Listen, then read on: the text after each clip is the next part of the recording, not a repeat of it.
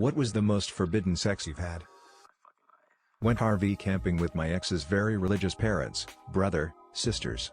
We stopped at a go-kart track, managed to sneak off, and she gave me a blowjob in the RV while they were taking the kids around the track. In the back seat of my car at a wedding with my wife at the time. We were going at it when the after party let out, and everyone there walked past our car, which happened to be the one parked closest to the door. The windows were completely fogged up, and we had to lie there for about 20 minutes before opening the car door so I could pull up my pants and tuck in my shirt. My sister knew something was up. Next day asked about the fogged up windows. But it was fun, one of the truly risque episodes with that wife. Got a mad blowjob on top of an old castle looking over the edge of a cliff one time. Best view looking up and down. I went to a party while in college and it was about 3 a.m. so everyone was going to bed. My friend who invited me was going to sleep in the master bed with his best friend, which was a girl. He told me I could sleep on the floor in the room and gave me a pillow and blanket. He went to go clean up from the party and her and I were just in the room. She told me that I didn't have to sleep on the floor, BC the bed could fit all three of us. So I drunkenly go up and climbed into the bed. As lay her next to me and my friend came back, got in the bed next to her. At this point she was now in between us. About 10 minutes goes by and I'm just about to fall asleep when I feel a hand lay on my chest. Next thing I know, the hand is down my pants and fiddling around. I quickly came to realize that it was her and immediately didn't know what to do considering my friend was also in bed. This went on for another 5 minutes with me debating on my head if I should get up and leave or stay. Next thing I know, she grabs my hand and sticks it down her pants. I thought, well shit, this just got worse. So in the master bed, this random girl and jerking me off while I am fingering her as my friend is sleeping next to us. Trust me, I wanted no part of this. She begins to quietly moan and says things like go deeper. At this point I am just very disappointed in myself for doing, and there was really no going back at this point. All of a sudden my friend gets up out of the bed, walks around to the other side where I was. Stops, turns, looks at both of us and yells, just fuck already. He then exits the room. I turn and look at the girl. She looks at me, and we continued. Not my proudest moment, but I talked to him after and he was chill about it. Dude just wanted to get some sleep. One time, my girlfriend and I visited my brother at his house. He lives a few states away, so we were staying a few nights. Anyway, he was all like, don't have sex in my house. And I don't want to give too much away, but within an hour I was having sex in his house. My next door neighbor asked me to fuck his wife while he jerked off to it. And that's exactly what happened. Kept it up off and on for the past 4 years until she was deported. My good friend had sex with one of our classmates' mother in high school. He didn't know until he came downstairs the next morning and saw our classmate watching TV. My boyfriend went for Halloween dressed as Pikachu and I went as Ash. Older dude at a party drunkenly suggested he wanted to watch me fuck Pikachu. We were drunk too, so I did, and he watched. 8-10 would do again. I fisted this girl once. She drove over to my apartment with a rather large, black dildo already inside her. When she got on my bed, took off her underwear and pulled it out, I knew I was in for a wild ride. Same girl was into a lot of kinky shit, like to be fisted, spit on, pissed on, a lot of BDSM stuff. Really into being spit roasted by me and a buddy of mine. It was a fun experience. But that was a while ago. She's married now, I'm married now. She's friends with a friend of mine on Facebook, so when I see her comments occasionally I can't help but smile, look at my right fist and chuckle. Edit, since someone raised the question, this was well before either of us were married. Not much seems forbidden, except by law, to me, but I guess a threesome with my wife and her maid of honor might count. Finger banged a girl, and then received head at 9:30 a.m. waiting for a Taco Bell to open, when it was -15 outside. We weren't dating, we were barely friends. We were doing a project together all weekend and needed food. We had 20 minutes to wait. She lifted her skirt and said she had an idea of how to pass the time. We never flirted, or had any prior intention of fooling around. It never happened again. And we never spoke of it. We then grazed on $30 of Taco Bell over 10 hours while farting constantly and finishing our project. Fucked my girlfriend on the kitchen counter while her grandma was just behind a door 2 rooms away. Grandma came out, did the whole waistband pullerino and sat down round the kitchen table. Grandma was eating and telling me about how her friend's stepson's brother's girlfriend's father won God knows what award, when so pulled my hand down her pants. I flinched and pulled away, but after a stealthy sloshing of my ear, you know I had to get a piece of that pussy. Finger blasted her with her grandma seating directly in front of us. We're Muslim. That's definitely haram. You know how some chicks like the bad boy? I was the bad boy to a sheltered church girl. Me, a non-religious pot smoker. Bad boy. Ha. That's as close to forbidden sex as I can get. My first sexual experience was in the psych ward. Gave a fellow patient oral. I fucked this girl once up against a store window in a foreign country. We were outside and there were people biking by looking at the whole ordeal. I married that girl. Masturbating in a toilet I gave my at the time boyfriend head in the woods at a Christian summer camp. Back in college, I'm out at a bar, see this stunning girl across the bar, a mutual friend introduces us. Girl is shy, can barely speak, but damn the eye contact she was giving me. You ever felt like someone is eyeing you up for a meal? Anyway, it's a noisy bar and we both drink too much. We end up back at mine that night. Again she has hardly said a word, it's all just intense eye contact. I had a couple of partners but I didn't think of myself as experienced. After that one night I felt experienced. She stayed the night, left in the morning. The whole time we may have exchanged 100 words, it was just so intense. Edit, on a scale of 1 to 10. 1 being a shy Trekkie's apologetic first time. 10 being Sasha Grey questions your life choices. I would say a solid 5, 5.2 depending on individual opinion of fisting. At a friend's huge high school grad party, a girl who I was friends with and also had a huge crush on was there. She also had a boyfriend who was at the party. We were all wasted and around 3 a.m. everyone started finding place to pass out. She and her boyfriend ended up finding a couch to fall asleep on and I found a place on the floor not far from them to pass out on. After her boyfriend fell asleep she crawled over to me and just started making out with me out of nowhere and got on top of me and fucked my brains out. Within at the most, 10 feet from her boyfriend. It was the best night of my life. I slept with my ex's ex in a barn in the middle of the night but it turns out we were a little bit too loud and the farmer came out with his dogs to find us buried in a pile of hay. We shot up as fast as we could and made a dash back to where we had parked the car, leaving all our clothes and dignity behind before the guy could release the hounds. Church lawn, just on the edge of the city, Brisbane, Sunday afternoon. We had been biking around on 2 hired Paris-looking moped things and stopped for a drink. The church and lawn is raised above the street and has a 1 foot or so concrete ledge fence around the lawn area.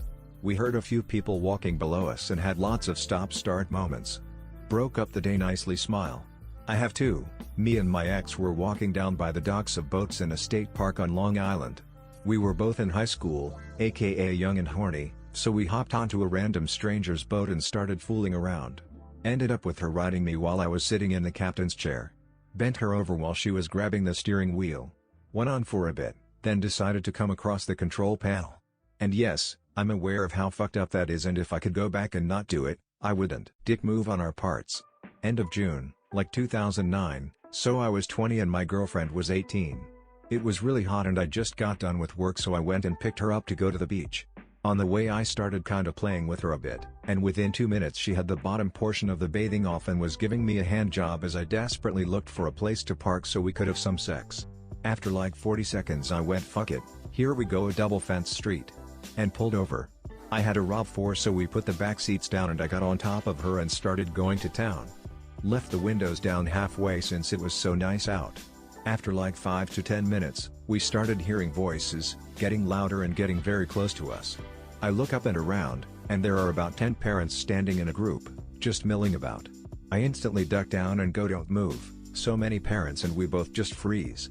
Literally immobilized like a T-Rex was searching for us. Their vision is based on movement. Turned out we decided to post up and fuck right at a bus stop, dropping off the elementary school kids after a long day of school.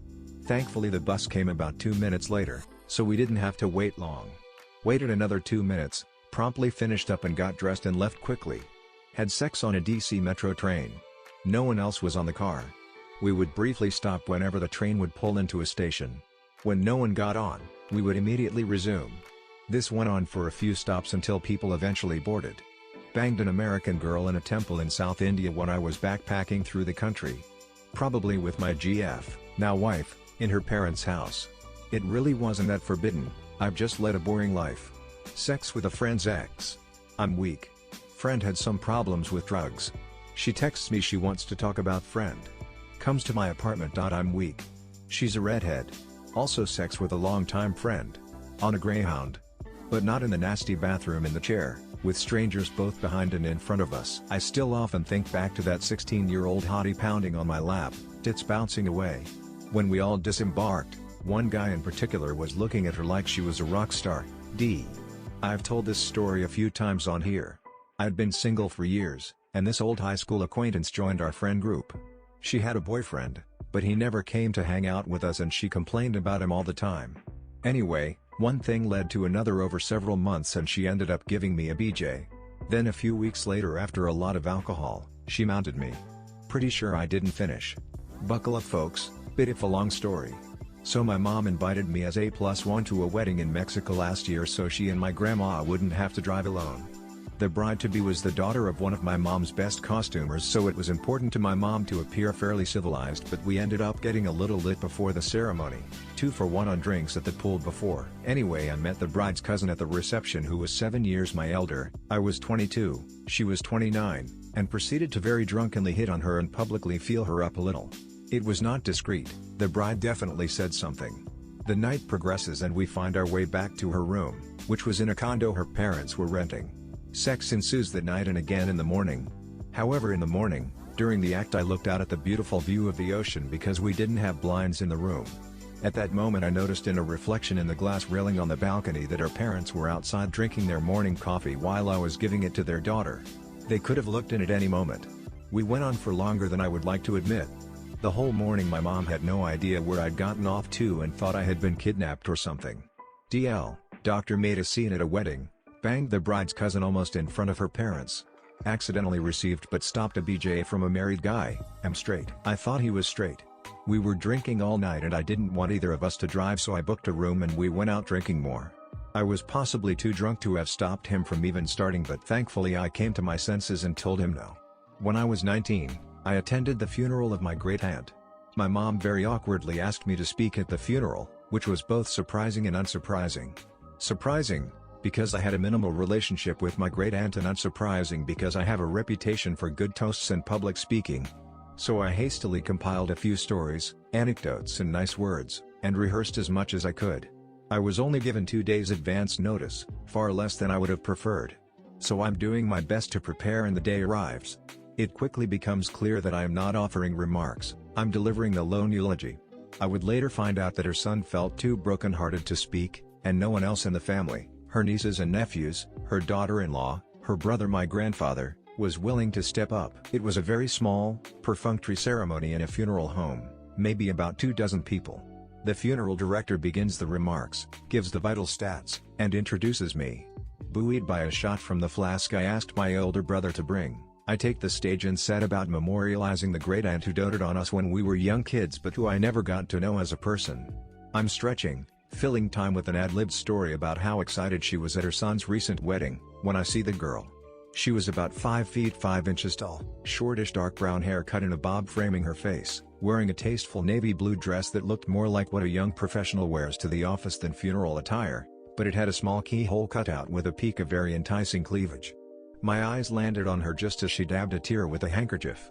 Our eyes met and she gave me a weak smile, which emboldened me as I continued to speak. I felt my voice grow a little bolder, and I finished the eulogy to considerable tears and a smattering of applause. After the ceremony, many people came up to me to thank me for the eulogy, including the girl in the blue dress. She introduced herself as Brandy and gave me a deep hug and kissed me on the cheek. She told me my Aunt Sarah had been her piano instructor and they had lost touch, but she still thought of my great-aunt whenever she played. The funeral was a little unusual, as we were going to have the reception first and then the graveside ceremony afterward.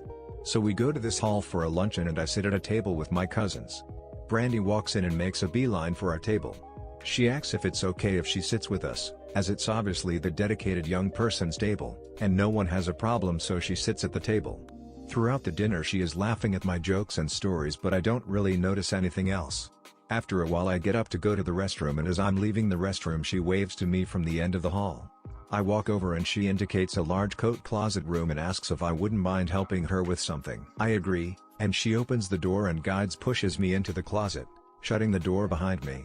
"I want you to kiss me," she says.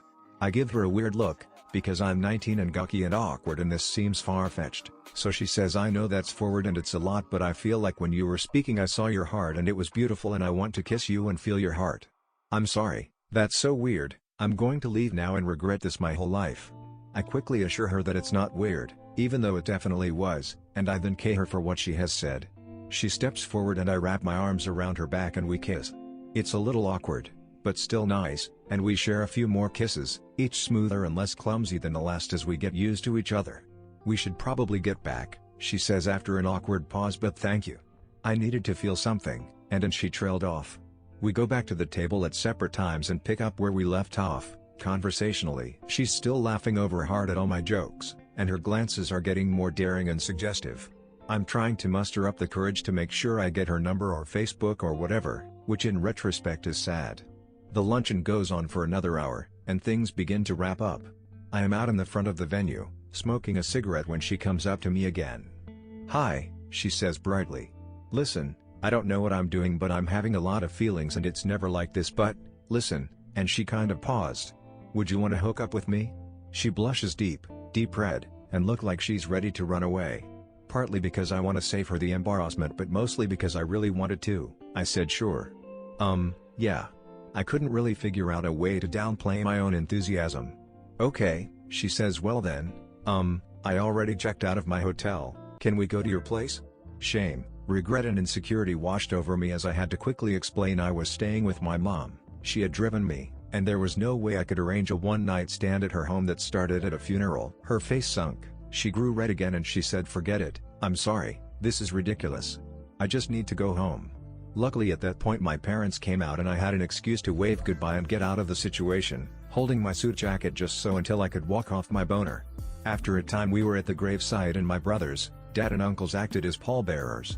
I was surprised to see Brandy at the gravesite, but there she was. I tried to ignore her, and she was definitely trying to ignore me.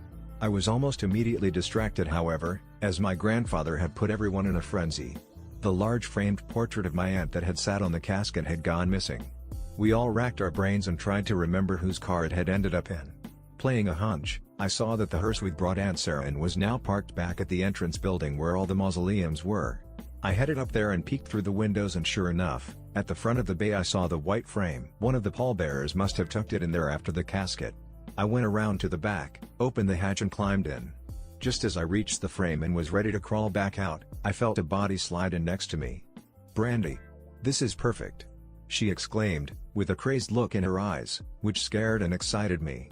"Quick, get your pants off, let's do this," she said as she deftly closed the curtains and shut the hatch behind us. "Just kidding, these are all lies. Thanks for playing. TL, Doctor, I may have had a quickie in a hearse at my great-aunt's funeral. Fake name. Get your upvote and go fuck yourself."